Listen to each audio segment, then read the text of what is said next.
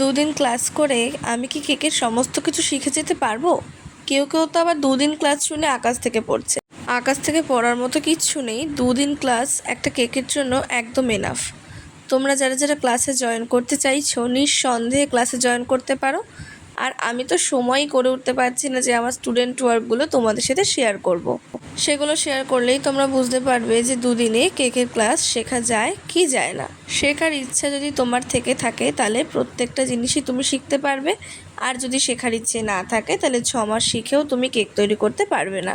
আর তোমরা যারা যারা বলছো যে কোথার থেকে জিনিস কিনবো, কি কিনবো, আসলে সত্যি কথা বলতে তোমরা যদি কোনোদিনও অ আ ক খ না শেখো তাহলে কি একটা লাইন লিখতে পারবে?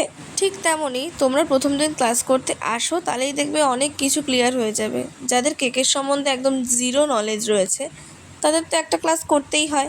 তবে বিশ্বাস করো, আজ আমার ভয়েস দেওয়ার বিন্দু মাত্র ইচ্ছা করছে না। আমি এতটাই টায়ার্ড, তবু তোমাদের জন্য ভিডিওটা পোস্ট করতেই হবে, তাই করছি। Bye bye.